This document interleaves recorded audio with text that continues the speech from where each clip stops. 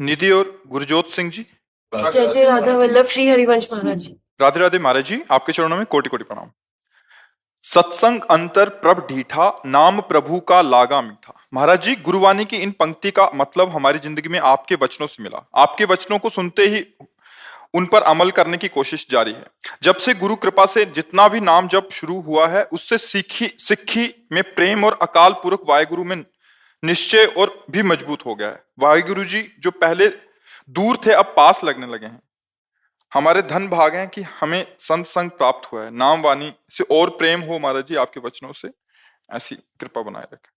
जितना हम नाम को नीचे उतारते जाएंगे, अभी जैसे वाणी पे है वैखरी, फिर मध्यमा गले से, पश्यंती हृदय से, फिर परावाणी से नाम उच्चारण। परावाणी से जब नाम चलता है तो अकाल पुरुष को प्राप्त हो जाता है। जो परमेश्वर है, जो ओंकार है, जिसे वाहेगुरु कहते हैं, वो उसको प्राप्त हो जाता है, मतलब उसका अनुभव हो जाता है। और जब अनुभव हो जाता है तो जो बाहर है वही भीतर है, जो भीतर है वही बाहर है। अनुभवी पुरुष के लिए भेद नहीं होता कि वो आंख मूंदे तो उसे उसका अनुभव हो, आंख खोले तो नहीं। गुरु नानक साहब जी ने कहा है कि जो भीतर वही बाहर।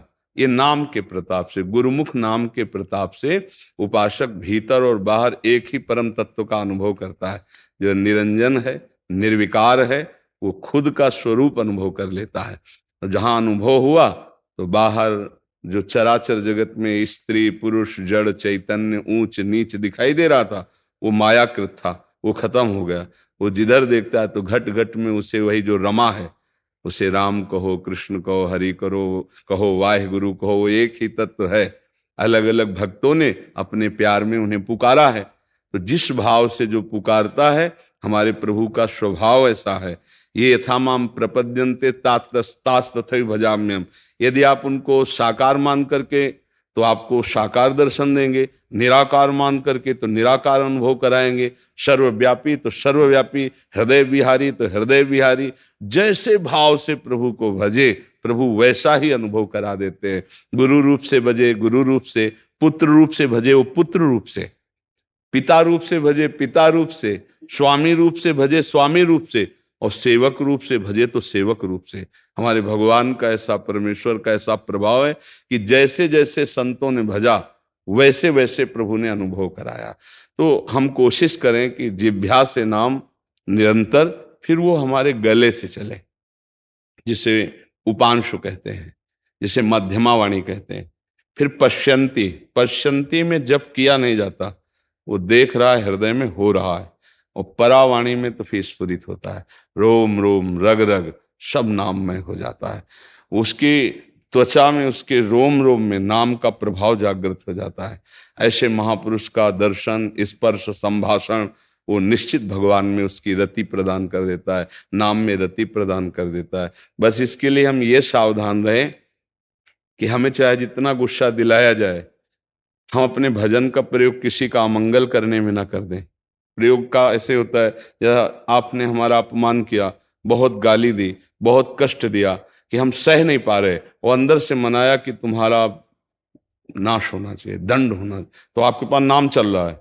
जितना नाम चल रहा है उसके प्रभाव से उसकी हानि शुरू हो जाएगी, पर उसकी हानि जो होगी उससे ज्यादा हमारी हानि हो गई कि हमारा जो भजन उस महामहिम प्रभु को प्राप्त करने के लिए था, वो ऐसे प्रयोग हो गया। दूसरा, कोई प्रियजन है, आप उसे बहुत दुखी देख रहे हैं, तो आप प्रार्थना कर दीजिए, अपने भजन का प्रयोग नहीं।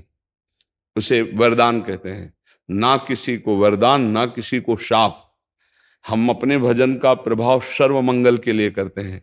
सब रूपों में मेरा प्रभु विराजमान है, उसी को प्रदान करते हैं। शरीर का सुख दुख ये सब प्राणी को भोगना पड़ता है, क्योंकि उसने कर्म किए हैं। तो ये शरीर भी भोगे और अन्य शरीर भी भोगे। हमारा परम मंगल है भाव कि आपकी चित्त वृत्ति बदले और परमात्मा में लगे। यही भजन का हमारे फल है।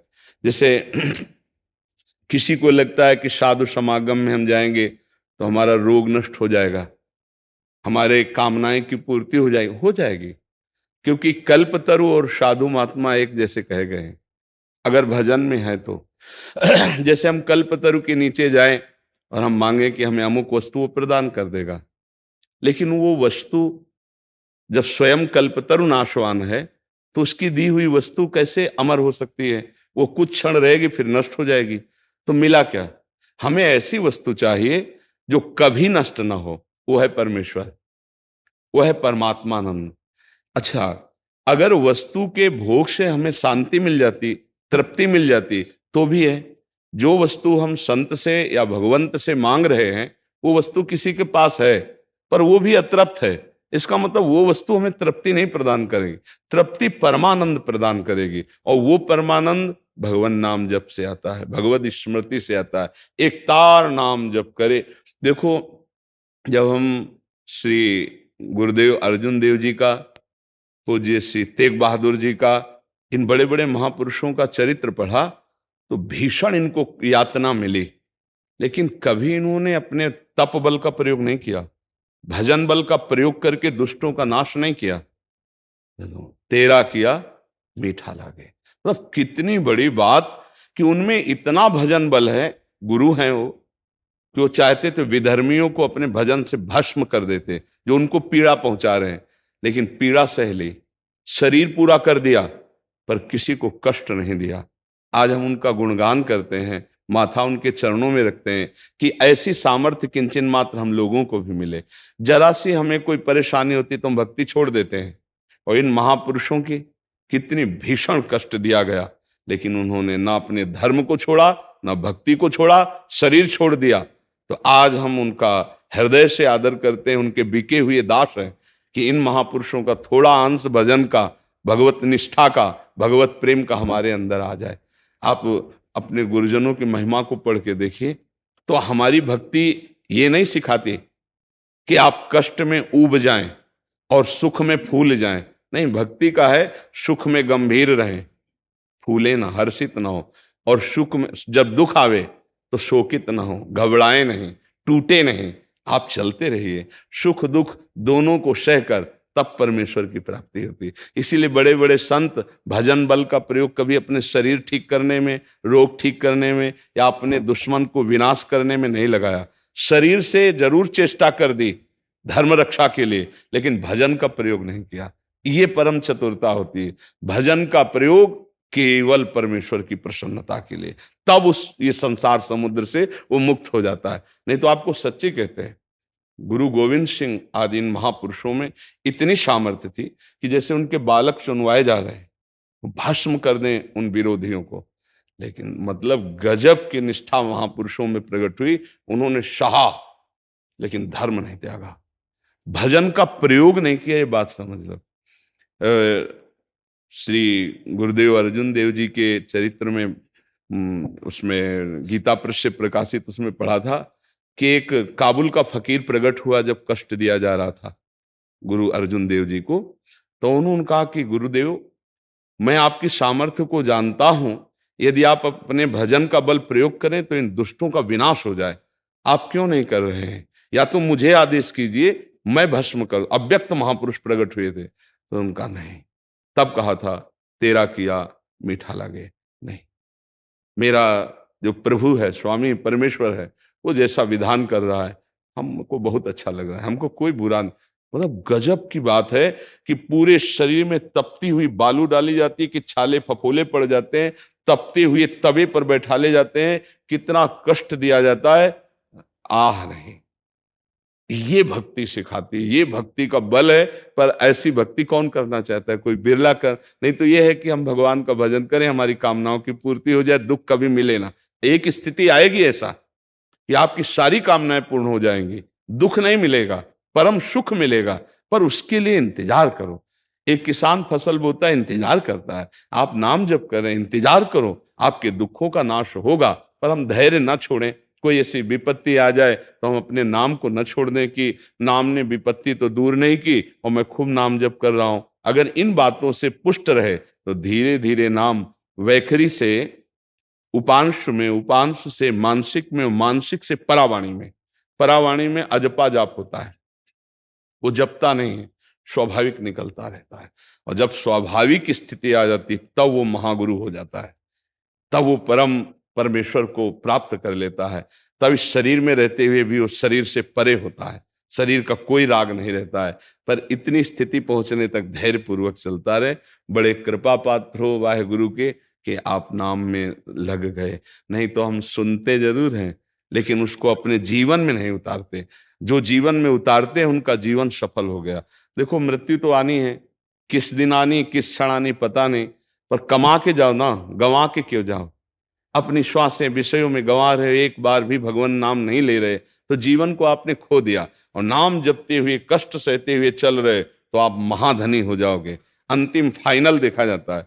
आप साल भर क्या पढ़ाई की, परीक्षा का वो जो पेपर है उसको हल करोगे तब पता चलेगा आपको। ऐसे ही परीक्षा का पेपर आता है, कभी भारी प्रलोभन आ जाता है भूल जाओ भगवान को, कभी भारी विपत्ति आ जाती है कि अब छोड़ दो। दोनों में जो टिका रहता है, ना तो सुख सुविधा में और ना दुख दुविधा में, वो विचलित नहीं हुआ चलता रहता है अपने मार्ग में, वही महापुरुष होता है। देखो सुख सुविधा मनोरंजन है, मन को जब हम प्रभु में लगाते हैं तो भागने की कोशिश करता है। तो माया सुंदर वाटिका भेज देती है भोगों की, लो भोगो, काय को जल रहे हो।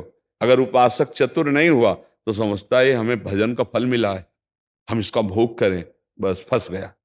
विपत्ति आई, उब गया, दुखी हो गया, भगवान से विमुख हो गया। माया की यही चाल होती है। ना दुख दुविधा में हमें भ्रमित होना है और ना सुख सुविधा में, तो वो उस अकाल पुरुष को प्राप्त हो जाता है। खूब नाम जप करो भैया, बड़ा हृदय प्रसन्न होता है जब कोई ये कहता है मैं नाम जप कर रहा हूँ और भगवान की आज्ञा में चल रहा हूँ, गुरुवाणी की आज्ञा में चल रहा हूँ, तो लगता है जीवन निहाल हो गया। नहीं, वही काम क्रोध लोभ मोह मद मत्सर पर फतेह प्राप्त करता है। फतेह माने तो विजय प्राप्त करता है, जो वाहेगुरु के आश्रित होकर उनका नाम जप करता है। नहीं, जिसे वो वाहेगुरु का खालसा और वाहेगुरु जी की फतेह, ये काम क्रोध लोभ मोह मद मत्सर की फतेह विजय गुरुदेव ही प्रदान करते हैं। वो जो नाम देते हैं उसमें सारी सामर्थ्य है। पर ऐसा माया को भुलावा है कि सब सुनते हैं पर नाम जप में रुचि नहीं होती। यहां ये सुना, इसके बाद माया और कुछ सुनाएगी, भ्रमित हो जाएगा। चाहिए कि हम कानों में वही बात सुने जिससे हमारी निष्ठा पुष्ट हो। नहीं तो प्रायः ऐसे भी सत्संग और प्रवचन होते हैं जो संसारिकता में फंसाने वाले होते हैं। यद्यपि सत्संग होता है संसार से मुक्त करने वाला, पर हमें बहुत संभाल के सुनना है कि हमारे कानों में कहीं दोष वाली बातें ना आ जाएं, ऐसा संसार का महत्व ना जाग जाए, कहीं भोगों का महत्व न जग जाए। हमें केवल परमेश्वर का महत्व रहे। अपने कानों को भी बचाना है, अपने नेत्रों को बचाना है, अपनी हर इंद्रिय को पवित्र करना है, तभी परमेश्वर में रति होती है। जी।